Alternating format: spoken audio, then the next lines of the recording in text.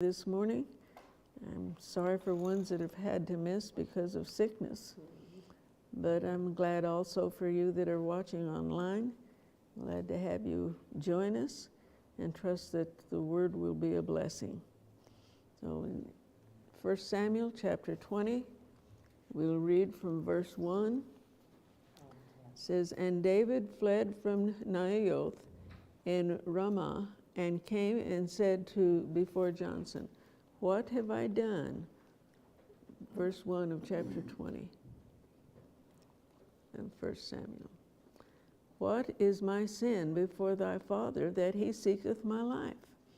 So Saul and his messengers had just been in this place prophesying. They had been under the Spirit of the Lord had come upon all them, and it wasn't because of these men's wonderful yieldedness to God that they were prophesying, but it's because when they came to this place, God just took over in their lives and caused them to prophesy, even though they didn't even, I don't think, hardly realize what they were doing. But they were under the influence of the Lord. And it's wonderful how the Lord did that, how he just stripped them. Saul stripped himself of his clothing, especially because he had on the king's clothing. So he stripped himself of all of that. I don't think he realized even what he was doing. He was under the influence of the Lord. God was prophesying through him, and God just had complete control of him there for a little while. The Lord doesn't do that very often, and I don't think he leaves him in that state very long, that stage of not realizing what he was doing. But the Lord was showing that he was in control, and I'm so glad for that. But what we want is for the Lord to be able to be in control of our lives without having to do something with us that we don't even realize what we're doing. But the Lord is able to do that, and I thank the Lord for that. But then we see right in the very next verse here, in the next chapter, that David has had to run for his life. He's running away from Saul, and he couldn't understand why Saul was after him so much. Why did Saul want to kill him so much? But he knew that he did, and so he went to Jonathan. Jonathan was his friend, his only friend, I think, at this time. Of course, his family was in another city, but Jonathan was a real friend to him and had shown himself to be that way, to be a friend of him. And so he went and asked Jonathan, "What have I done? Why is your father so angry at me? Why is he wanting to kill me?" You know, if we are following the Lord, if we are really giving our lives for the sake of the Lord and wanting to please him, we're going to have people angry with us. We're going to have people not understanding us, and they're going to be at a place where they won't have some won't have anything to do with us. Others will try to get rid of us, like Saul was trying to get rid of David. But David didn't understand. He says, "Why is he trying to kill me so much?" Verse 2, "And he said unto him," this is Saul now, Jonathan talking. "He said unto him, God forbid, thou shalt not die. Behold, my father will do nothing, either great or small, but that he will show it to me. And why should my father hide this thing from me? It is not so." Jonathan really didn't believe David. He just thought David was imagining something. And he says, "Whatever my father is planning to do, he'll always let me know. And he hasn't said anything to me about killing you." He says, why do you think this is so? And verse 3, "David sware moreover and said, Thy father certainly knoweth that I have found grace in thine eyes. And he saith, Let not Jonathan know this, lest he be grieved. But truly, as the Lord liveth, and as thy soul liveth, there is but a step between me and death. David really did feel this, believe this, and yet, why shouldn't he have believed it? Because the Lord had promised or told him he was going to be the next king. Yes, the Lord had Samuel anoint him to be the next king. And so this shows just, of course, David was still just a young person here, a young man, and he hadn't had a lot of experience in trusting the Lord. And so it didn't just automatically come to him, well, he can't kill me because I'm supposed to be the king. God has says I'm going to be the next king. And God had said that, but David was still learning. He didn't automatically know these things. He was still learning. And he says, there is but a step between me and death. He really felt that. But Jonathan didn't realize that. He hadn't thought about it like that either. I do believe that Jonathan knew that Saul had been, that David had been anointed to be the next king. We'll see that as we go on in the chapter today. Isn't it interesting? He wasn't afraid of Goliath, but he's afraid here of Saul. Yes, that is interesting. Huh, that is true. So it does happen in a Whereas Christian's in life. his right mind, he should have been afraid of Goliath. But the Lord was training him, like you said. He had to keep growing. Yeah. We don't come to a place where we have it. No, he didn't just automatically know to trust the Lord, know that these things would occur or not occur. But that, he was in a place of learning. And so in verse 4, then said Jonathan unto David, whatsoever thy soul desireth, I will even do it for thee. He says, well, I haven't heard that my father's wanting to kill you, but he says, whatever you want me to do, I will do it. He was a true friend. And it's interesting, you see all through these happenings with David and his beginning to trust the Lord and so on, how that Jonathan would go along with David. Jonathan didn't believe this himself at this point, but he was willing to help David in whatever way David needed. That's a friend, a true friend. And God gives us friends like that. He doesn't, sometimes we don't have very many friends. Sometimes we have many that will turn against us, but God always gives us friends of some kind. He always does. And that's wonderful. He knows that we need that in order to keep going and keep trusting the Lord and so on. We need friends. And so he is faithful and gracious to give us friends. And he gave David a friend. Then verse 5, David said unto Jonathan, behold, tomorrow is the new moon, and I should not fail to sit with the king at meat. But let me go that I may hide myself in the field unto the third day at even. If thy father at all miss me, then say, David earnestly asked to leave of me that he might run to Bethlehem, to his city, for there is a yearly sacrifice there for all the family. If he say thus, it is well, thy servant shall have peace. He says, you tell Saul that I asked permission of you to go to and be with my family for this special feast day. This was, the new moon was a feast day, and it was normal for each of the family that was believing God and yielding to him would have they'd offer a certain sacrifice and have a feast day together then in commemoration of this special day. It was the new moon. So this is what was a normal thing for these families to do. Well, Saul was going to have a special sacrifices and a feast day also, And Saul had expected David to come and join him in this, because he had asked David some time back to come and stay at his house, to stay at his place. That was asking him to come and be a part of them on these special days, to be with Saul's family. And he was the king. He should have what he wanted. And so this is what he wanted. And Saul was still the king? Saul was still the king, yes.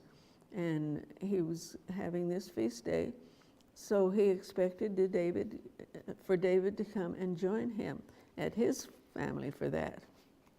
So David said, when this time comes, he says, I won't come and be there with him, with you.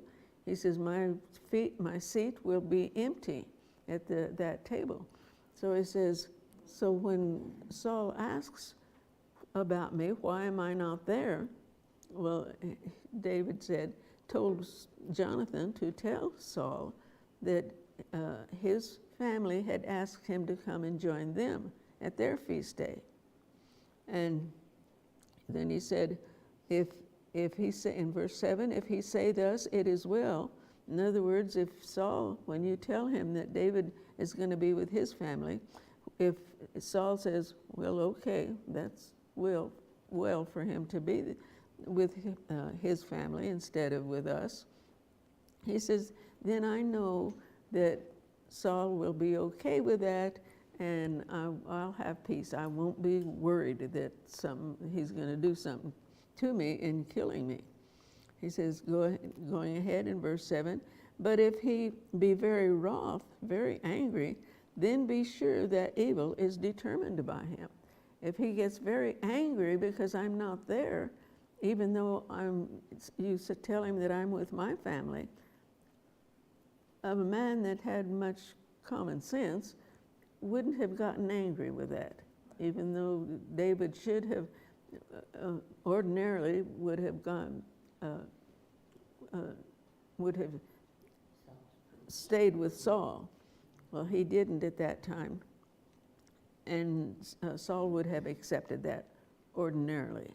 But David knew that if he didn't, then he says, be sure that evil is determined by him. Be sure he's gotten very angry, and he will do something to harm me for that. That's what David was realizing. So, verse 8, therefore thou shalt deal kindly with thy servant, for thou hast brought thy servant into a covenant of the Lord with thee. This is David talking to Jonathan. He says, we have made a covenant with each other. Notwithstanding, if there be in me iniquity, slay me thyself, for why should you bring me to thy father? David says, if I've done something I shouldn't have done, well, Jonathan, you kill me yourself. No, you don't have to take me to your father to have me killed. But so David is still afraid that he might end up being killed at this place.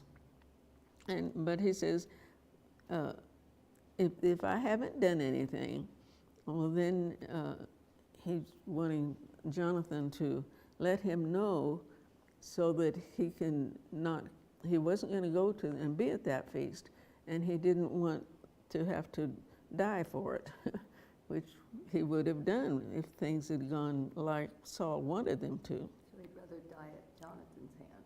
Yes, than at Saul's. Than at Saul's hand, that's right. So, verse 9, Jonathan said, far be it from thee, for if I knew certainly that evil were determined by my father to come upon thee, then would I not tell it thee? He said, if I knew that my father was going to kill you, was planning on killing you, he says, what he was thinking here was, I would have told you before. I wouldn't have let it happen. But he says, no, don't let that be. Verse 10, then said David to Jonathan, who shall tell me, or what, if thy father answer thee roughly? David said, well, how am I going to know how Saul is going to answer you when you tell him that I went to be with my family? Verse 11, and Jonathan said unto David, come, let us go out into the field. And they went out, both of them, into the field. They went to a certain place where that they would be far away from anyone that would know what was going on, and they would be able to make the plans and the arrangements that they needed to. Verse 12, and Jonathan said unto David, O Lord God of Israel, when I have sounded my father about tomorrow any time, or the third day, and behold, if there be good toward David and I, then sin not unto thee, and show it to thee. The Lord do so, and much more to Jonathan. But if it please my father to do thee evil, then I will show it thee, and send thee away, that thou mayest go in peace. And the Lord be with thee, as he hath been with my father. So they have made these arrangements. Jonathan was going to tell Saul this, that David wanted to be with his family at that time, and had asked permission for that. And so he said, then as it works out, if my father is not angry because of it, well, then we will let you know, and you can come back and be with us, and everything will be fine. But he says, if it doesn't work out that way, if he's angry because you're not with us in that feast day, these feast days lasted 3 days. And so they met together the first day, and then they did this again the second day, and then the third day. They would last for 3 days. And so David said that I will be absent, and after the first day or the second day, if he's very angry, will let me know, and I won't come around anymore. This was the plans that they made. Verse 14, and thou shalt not only while yet I live show me the kindness of the Lord, that I die not. This is David talking. But also thou shalt not cut off thy kindness from my house forever. No, not when the Lord has cut off the enemies of David, every one from the face of the earth. So, what is he telling him here? What is he planning on here? Now, is this Jonathan saying that you won't cut off? No, this is David saying that. David saying that. Thou shalt not have thy kindness from my house forever. No, not when the Lord has cut off the enemies of David. I'm wrong. This is Jonathan saying that. Okay. So Yes. he's wanting to make sure that David will show kindness towards his family, like his kids, Jonathan's kids. Yes. And actually, this is where it's working both ways. They're wanting to, each one to show kindness to the other one, to their family, to their kids. If they are not cut off in that way. Their seed. Yes, their seed. How was this answered? Do you remember? Verse 16, it says, so Jonathan made a covenant with the house of David, saying, let the Lord even require it at the hand of David's enemies. Yes. Mephibosheth. And notice verse 17. And Jonathan caused David to swear again. Mephibosheth. Remember? After Jonathan was killed, Jonathan is the one that was killed. And after he was killed, David was king and had been reigning for a while. He asked, does Jonathan have any family left anywhere? So that was Jonathan's son? Yeah. It was How do you say his name? Mephibosheth. Yeah, the one that had his legs or his feet crippled? Yes, that was Jonathan's son. And David asked about it until he found out that there was a son of Jonathan left. And this son was crippled. He couldn't help in any way, be a help. He would be a burden, really. but he took care of Mephibosheth the rest of his life because of this promise to Jonathan. Anyway, that's what they were really close. I don't know of any other two men in the Bible that would have been as close as Jonathan and David. They were really close. They loved each other, and David took care of Jonathan's family just like he asked him to, because of his love for Jonathan and because of his promise to Jonathan. So let's read 17 again. Jonathan caused David to swear again because he loved him as he loved his own soul, just his very life. Then, verse 18, then Jonathan said to David, God shall be, tomorrow is the new moon, and thou shalt be missed, because thy seat will be empty. And when thou hast stayed 3 days, then thou shalt go down quickly and come to the place where thou didst hide thyself when the business was in hand, and shalt remain by the stone Ezel. And so there was a certain stone there that was named Ezel. It's interesting in the Bible, God used stones to make arrangements for different things like this. There would be a certain stone, and they would have names, and God used them in that way. And that's what he was doing here. He said, you shall remain by this stone Ezel. Reminds us of Jesus as our stone. He is the one that we stand by, that we go to, that we know that we can meet the Lord there, whatever.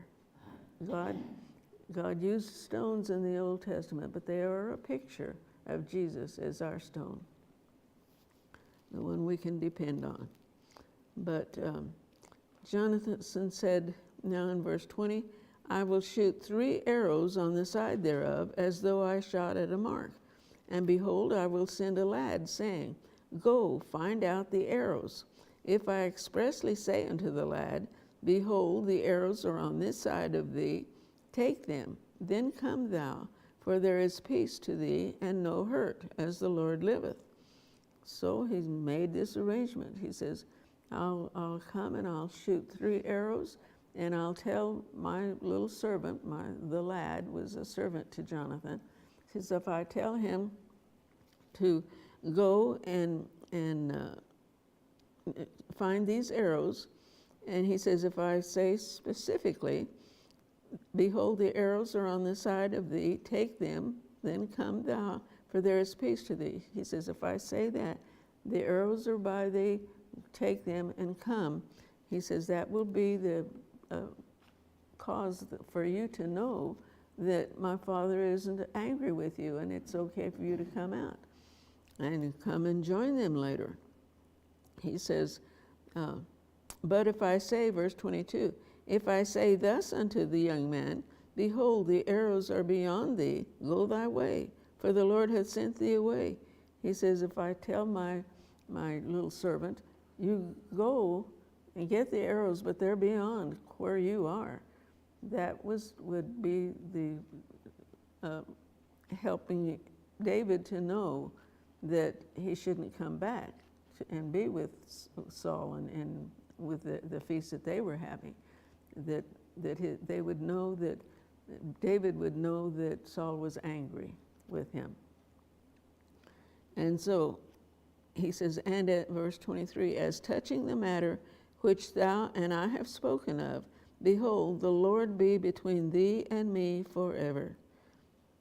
So Jonathan was realizing that if his father was angry because David wasn't going to come and join them at that feast, that it meant that Saul was very angry with with David, and that David wouldn't be able to come and join them anymore. If he did, his father would kill him. But so, in verse 24, so David hid himself in the field, and when the new moon was come, the king set him down to eat meat. So it was time for their feast now. So the king had got everything set up for the feast, and he sat down there. And verse 25, the king sat upon his seat as at other times, even upon a seat by the wall. And Jonathan arose, and Abner sat by Saul's side, and David's place was empty.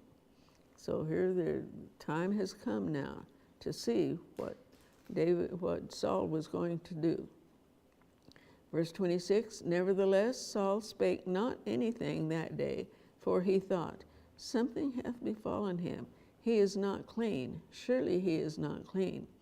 Now, we won't take time to turn, but back in Deuteronomy, and there's another place, I think it's in Leviticus, where God had given instruction that if anyone, he gave instruction about this feast that they would be having at the new moon's time of the new moon. But he said if anyone was unclean, and ways that they would be unclean, one way would be if they had touched a body that was dead, a dead body, that made them unclean. And another way, if they had, what's another way? There were several ways that they would have been unclean. So much so they weren't supposed to join the ones in these feast days. Being with a female, that was one. Yeah, having relations with a female. Anyway, there were certain ways that they could be unclean, considered unclean, and so they couldn't join. They had to wait until the next day to join the others at the feast days. And so that's what Saul thought here. He thought, well, David isn't here because surely he's unclean for some reason. And so he didn't say anything. In verse 26, that's what I just read, said that Saul thought surely David is unclean. Verse 27, and it came to pass on the morrow, the next day, which was the second day of the month, that David's place was still empty. And Saul said unto Jonathan his son, wherefore cometh not the son of Jesse to meet, to join us at this feast? Neither yesterday nor today. And Jonathan answered Saul, David earnestly asked leave of me to go to Bethlehem. And he said, let me go, I pray thee, for our family hath a sacrifice in the city, and my brother, he hath commanded me to be there. And now, if I have found favor in thine eyes, let me get away, I pray thee, and see my brethren. Therefore he cometh not unto the king's table. Now this was a request that shouldn't have caused any problem, because for him to go and spend that special time with his family would have been a request that should have had no problem for Saul to say, okay, that'll be okay. But verse 30, then Saul's anger was kindled against Jonathan, and he said unto him, I don't like what all he said. But when someone is angry, they're going to say all kinds of things. Tell them what they're going to say. Yes, do all kinds of things. So Saul's anger was kindled against Jonathan, and he said unto him, thou son of the perverse rebellious woman, do not I know that thou hast chosen the son of Jesse to thine own confusion, and unto the confusion of thy mother's nakedness? Now, why did he bring his mother in? No reason for that. He was just No. mad. It's her fault. That's right. There's no need to bring his mother into it, any of this. It just shows the foolishness of anger and jealousy. Saul was completely out of order here, but most people are. I started to say most men are, but women are too. Most people are when they're angry. And, you know, there's plenty of scriptures that tell us, don't let the sun go down on your wrath. Well, don't let your wrath take you into places you shouldn't go in your wording and so on in the first place. Ask the Lord to help you. If you have any problem with anger, ask the Lord to help you with this, because it's not pleasing to the Lord. It brings reproach to the Lord when a Christian, someone that believes in God, when a Christian will say things like this, act like this when they're angry. It isn't needed, because as Christians, if we will spend time every day with the Lord, we won't have that problem with anger, because the Lord takes care of that. He causes our whole being to be kind and to be faithful to the Lord.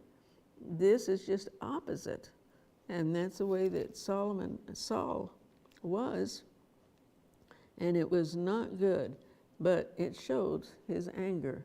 And for him to have anger like that, Jonathan realized he could have murder in his heart. And so it showed him exactly that David had been right all along on this. And then in verse 31, for as long as the son of Jesse, this is Saul still talking, as long as the son of Jesse liveth upon the ground, thou shalt not be established, nor thy kingdom. Wherefore now send and fetch him unto me, for he shall surely die. So he let his anger go, take him to a foolish thinking, and he says, as long as you are living, as long as David is living, you shall not be established. Well, how did Saul know that he wouldn't be established? He's talking about being established as the king of Israel after Saul was not king anymore.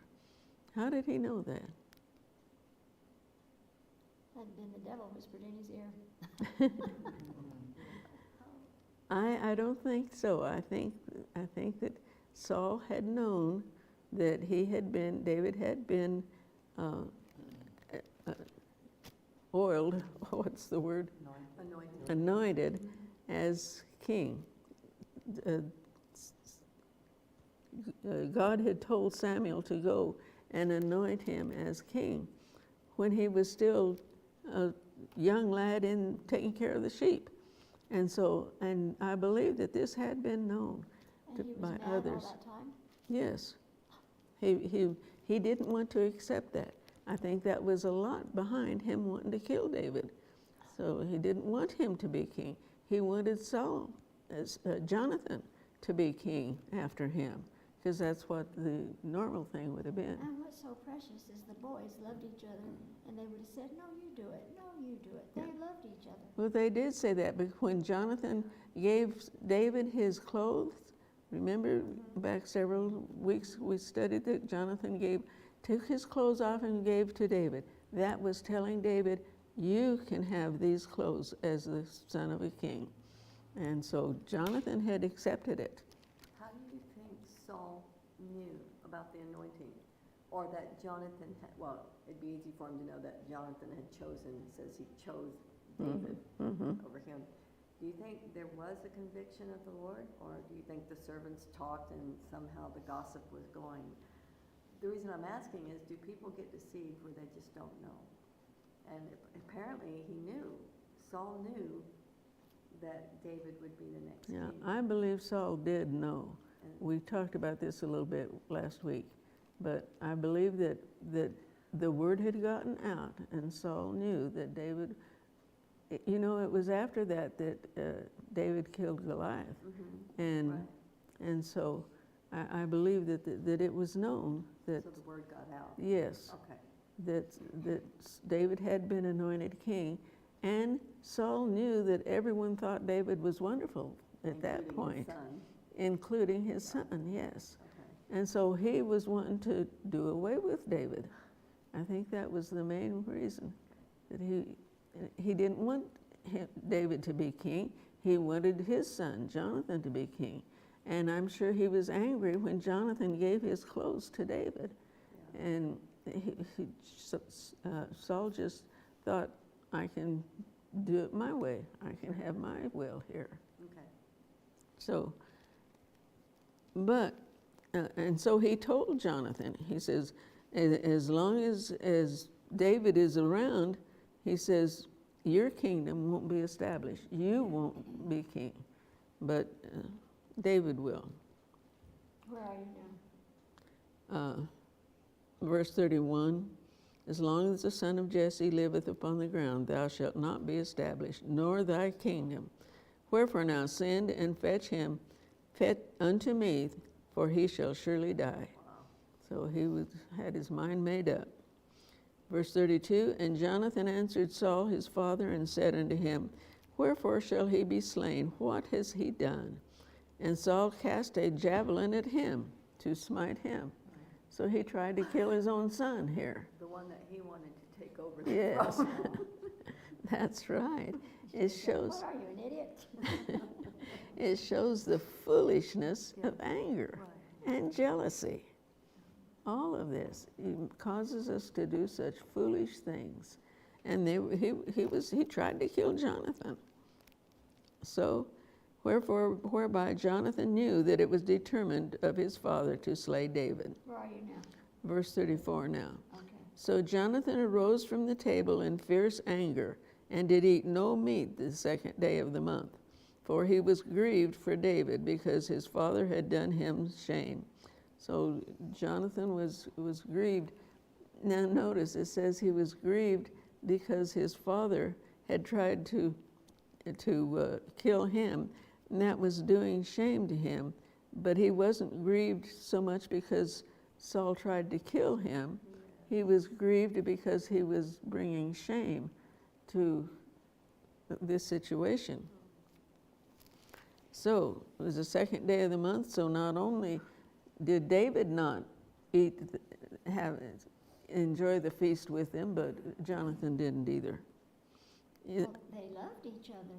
Yes, they did, but you would have thought that, not knowing what loving someone will do, we understand.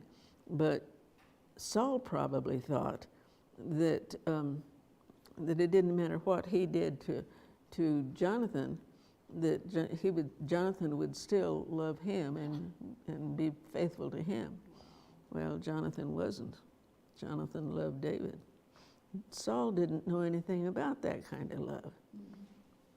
And neither do anyone today. If they don't know the Lord, they don't know what love is. You just don't. So, verse 35, and it came to pass in the morning that Jonathan went out into the field at the time appointed with David, and a little lad with him, a little lad, his servant, to get the arrows. And verse 36, he said unto his lad, run and find out now the arrows which I shoot. And as the lad ran, he shot an arrow beyond him. And when the lad was come to the place of the arrow which Jonathan had shot, Jonathan cried after the lad and said, is not the arrow beyond thee? And Jonathan cried after the lad, make speed, haste, stay not. And Jonathan's lad gathered up the arrows and came to his master. But the lad knew not anything, only Jonathan and David knew the matter. So they had made these arrangements before, now they were fulfilling them as they said they would. The lad didn't know what was going on, and that's the way they wanted it. Verse 40, and Jonathan gave his artillery unto his lad and said unto him, go, carry them to the city. And as soon as the lad was gone, David arose out of the place toward the south and fell on his face to the ground and bowed himself 3 times. And they kissed one another and wept one with another until David exceeded. So this was a special time for both of them, a time that they knew they were going to be separated and knew that they weren't going to be able to be together anymore. And And yet, notice, they knew, both of them knew, that David was had been anointed as king, and yet David is bowing down to Jonathan. He's still giving place to Jonathan. And Jonathan is weeping with him. And Jonathan said to David, "Go in peace, for as much as we have sworn both of us in the name of the Lord, saying, the Lord be between me and thee, and between thy seed and thy seed, my seed and thy seed forever." And he arose and departed, and Jonathan went into the city. So they separated, and I don't believe that they ever got together again. Didn't have opportunity to. Yes, but they did. Yes, that's right. Can you imagine the reunion there? Wow. That's right. That love carried over. Yes. I believe this is the greatest love of any two men that the Bible talks about. Truest. So it's a sad story, and yet following the Lord brings sadness. It does. We've got to expect it.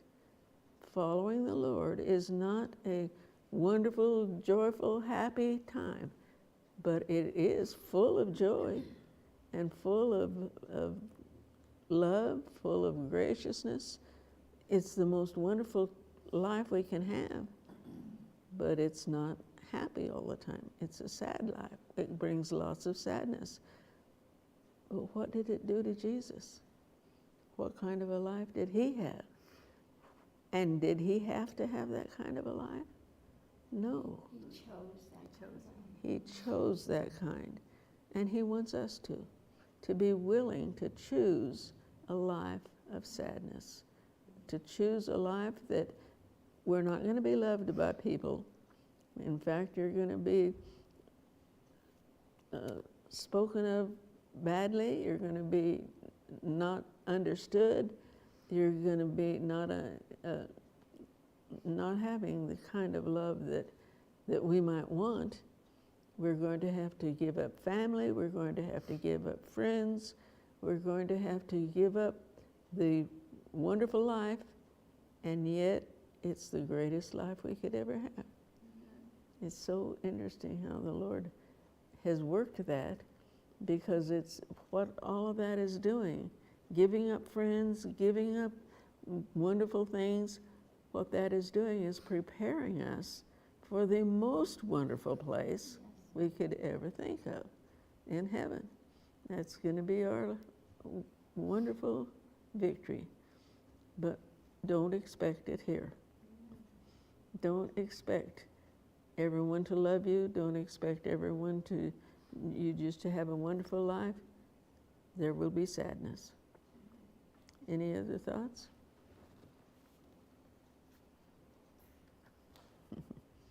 I'll let you go take care of that.